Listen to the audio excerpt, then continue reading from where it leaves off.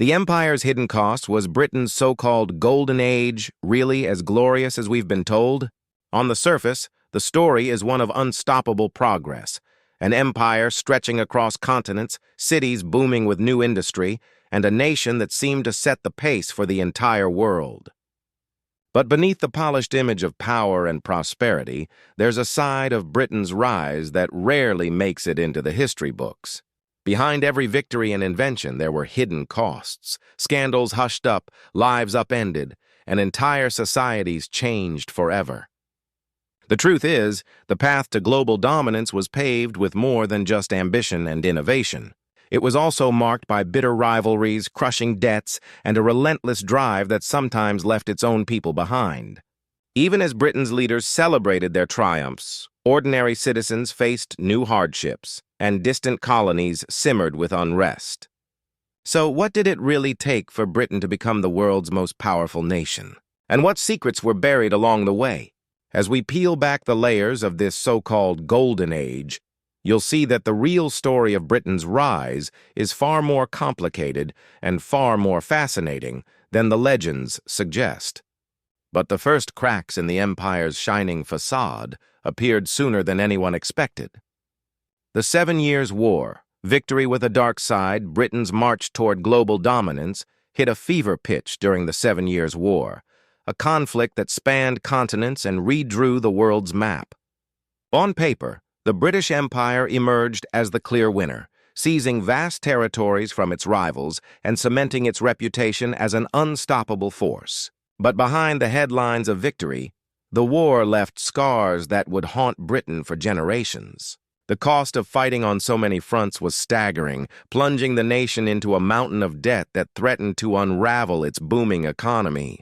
Parliament scrambled to find new ways to pay the bills, squeezing every penny from its colonies and sparking resentment that would soon boil over. In North America, British troops clashed with French forces and their indigenous allies in a brutal struggle for control. The victories at Quebec and Montreal were celebrated back home. But few talked about the devastating impact on local populations or the diseases that swept through entire communities. Meanwhile, in India, British ambitions collided with powerful local rulers, setting off a chain of betrayals and shifting alliances that would change the subcontinent forever. Rumors swirled in London's coffee houses. Was Britain's own arrogance blinding it to the dangers ahead? Some whispered that the empire was growing too fast, stretching itself thin and making enemies at every turn. The Treaty of Paris may have handed Britain new lands and glory, but it also sowed the seeds of future rebellion. The empire's appetite for expansion came at a price, one that would soon be paid in blood and unrest both at home and across the seas. But as Britain celebrated its newfound supremacy, few realized just how quickly the tide could turn. India, conquest, betrayal, and the birth of an empire. While Britain's victories in Europe and America made headlines, the real story of its rise to global power was unfolding thousands of miles away in India. Here, the British East India Company wasn't just trading spices and textiles, it was quietly building an empire through a mix of cunning deals, ruthless betrayals, and outright force. The turning point came at the Battle of Plassey in 1757, where a handful of British troops, backed by local allies and a web of secret agreements, toppled the powerful Nawab of Bengal. It wasn't just a military win. It was a masterclass in manipulation, with British agents bribing key figures and turning friends into foes overnight. But the conquest didn't stop there. As word of British treachery spread, Indian rulers grew wary and resistance flared. The Mughal emperor, once the most powerful figure in the region, tried to unite rival states against the British threat. Yet, even when outnumbered 2-1 at the Battle of Buxar, British forces crushed the opposition, forcing the emperor to hand over control of Bengal's vast wealth. In a single stroke, Britain gained the right to collect taxes from millions, fueling its ambitions and funding its wars elsewhere. Recent debates have reignited old wounds, with historians and activists questioning the true cost of British rule in India. Was it progress or plunder? Did the empire bring order, or did it simply exploit divisions for its own gain? Rumors and resentments linger to this day, as the legacy of those early conquests continues to shape the relationship between Britain and the subcontinent. But as the British tightened their grip on India, they had no idea that the seeds of future resistance were already being sown. America, revolution, rebellion, and the empire's first fall across the Atlantic. Britain's American colonies were supposed to be the crown jewels of the empire, a source of wealth, resources, and loyal subjects. But after the 7 Years' War, the relationship began to unravel in ways no one in London could have predicted. To pay off crushing war debts, Parliament imposed a wave of new taxes on the colonies, from sugar and tea to the infamous stamp duty. British leaders saw this as a fair way to share the burden, but to the colonists, it felt like a betrayal, a distant government demanding obedience without offering a voice in return. The reaction was swift and fierce. Town meetings buzzed with outrage, pamphlets flew off the presses, and a new spirit of resistance took hold. Each new tax only fueled the fire, and by 1770, tensions exploded in the streets of Boston.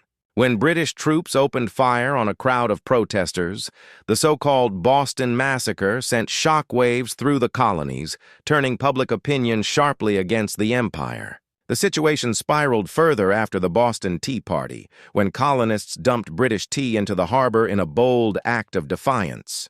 London's response was harsh: crackdowns, arrests, and the suspension of basic rights, pushing the colonies even closer to open rebellion. Ironically, the very traditions of protest and self-government that Britain had once celebrated now came back to haunt it. The shots heard around the world at Lexington and Concord marked the start of a full-scale revolution, as ordinary Americans took up arms against the world's most powerful empire. The British, confident in their military might, were stunned by defeat after defeat, and the entry of France into the war tipped the balance even further. By the time the dust settled, Britain had lost not just a colony, but the first piece of its global empire. Yet, as the sun set on British America, few realized that the empire's focus and its ambitions were already shifting to new frontiers. America, revolution, rebellion, and the empire's first fall across the Atlantic. Britain's American colonies were supposed to be the crown jewels of the empire, a source of wealth, resources, and loyal subjects. But after the 7 Years' War, the relationship began to unravel in ways no one in London could have predicted. To pay off crushing war debts, Parliament imposed a wave of new taxes on the colonies, from sugar and tea to the infamous stamp duty. British leaders saw this as a fair way to share the burden, but to the colonists, it felt like a betrayal, a distant government demanding obedience without offering a voice in return. The reaction was swift and fierce. Town meetings buzzed with outrage, pamphlets flew off the presses, and a new spirit of resistance took hold. Each new tax only fueled the fire, and by 1770, tensions exploded in the streets of Boston. When British troops opened fire on a crowd of protesters, the so-called Boston Massacre sent shockwaves through the colonies, turning public opinion sharply against the empire. The situation spiraled further after the Boston Tea Party, when colonists dumped British tea into the harbor in a bold act of defiance. London's response was harsh: crackdowns, arrests, and the suspension of basic rights, pushing the colonies even closer to open rebellion. Ironically, the very traditions of protest and self-government that Britain had once celebrated now came back to haunt it. The shots heard around the world at Lexington and Concord marked the start of a full-scale revolution, as ordinary Americans took up arms against the world's most powerful empire. The British, confident in their military might, were stunned by defeat after defeat, and the entry of France into the war tipped the balance even further. By the time the dust settled, Britain had lost not just a colony, but the first piece of its global empire. Yet, as the sun set on British America, few realized that the empire's focus and its ambitions were already shifting to new frontiers. The Victorian Age: power, propaganda, and the empire's image. By the time Queen Victoria took the throne, Britain was no longer just a country. It was an idea, a brand, and a global force. The Victorian age is often remembered as a time of confidence and grandeur, with the empire at its greatest extent and British industry leading the world. But behind the pageantry and pride, the monarchy itself had become little more than a symbol. Victoria understood this better than anyone. She embraced her role as a figurehead, projecting stability and tradition while the real power shifted to Parliament and the industrial elite. The empire's image was carefully crafted, both at home and abroad. Britain justified its expansion with the so-called civilizing mission, claiming a divine responsibility to spread progress, Christianity, and order to the far corners of the globe. Missionaries became household names, their adventures celebrated in newspapers and Sunday sermons. Tales of explorers and settlers, like David Livingstone in Africa or administrators in India, were used to inspire national pride and reinforce the idea that Britain's rule was a gift to the world. But for millions under British control, the reality was far less noble. Voices from India, Africa, and beyond were silenced or ignored, their stories buried beneath layers of imperial propaganda. Modern debates have reignited questions about the true legacy of the Victorian Empire. Was it really about uplifting others, or was it just a convenient cover for exploitation and control? Recent scholarship has exposed the darker side of Britain's global reach: forced labor, cultural erasure, and the economic drain on colonized lands. Even at the height of its power, the empire was never as united or harmonious as it appeared. Dissent simmered in the colonies, and at home, reformers and critics began to challenge the myths of imperial greatness. As the Victorian age rolled on, the cracks in the empire's image grew harder to hide, setting the stage for scandals, wars, and social upheaval that would shake Britain to its core. Cracks in the empire, scandals, wars, and social upheaval. As the 19th century drew to a close, the British Empire's polished image began to fracture under the weight of its own contradictions. The Boer War, fought at the turn of the century in South Africa, exposed weaknesses that shocked the world and the British public.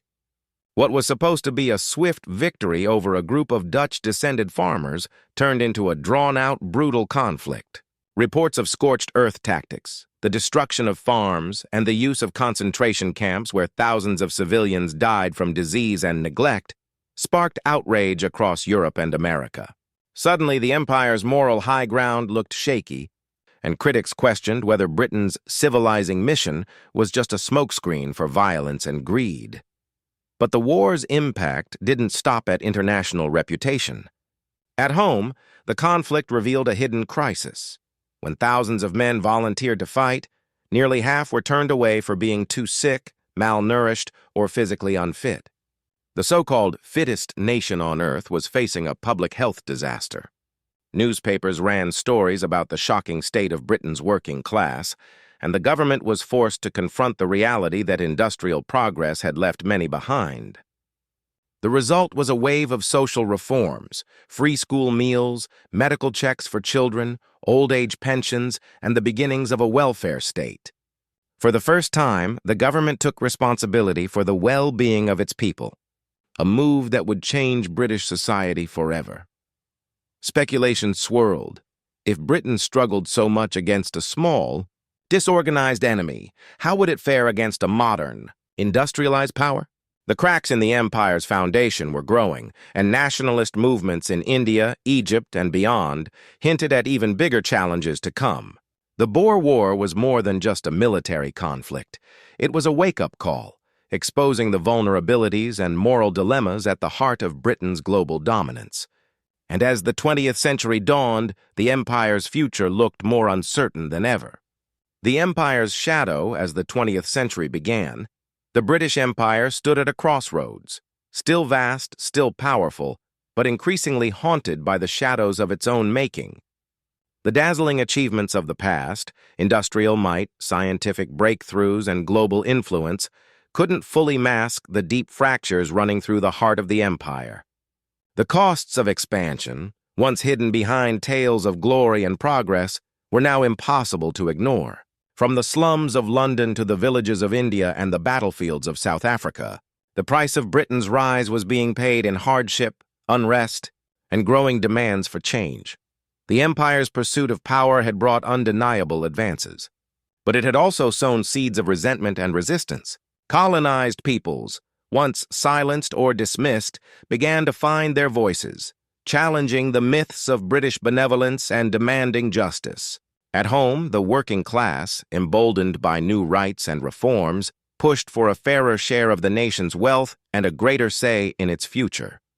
The old certainties were crumbling, replaced by a sense of unease and anticipation.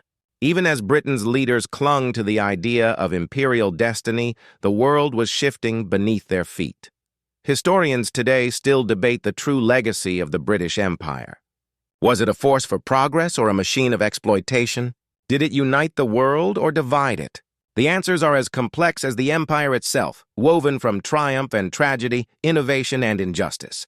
What's clear is that the story of Britain's rise is not just one of victories and inventions, but also of costs, some paid in gold, others in lives and lost opportunities. So, as we look back on the so-called Golden Age, one question remains: did the empire's relentless drive for greatness ultimately plant the seeds of its own decline? And how should we remember a legacy that shaped the modern world, for better and for worse? The shadow of the empire still lingers, challenging us to reckon with the past and to ask what kind of future we want to build from its lessons.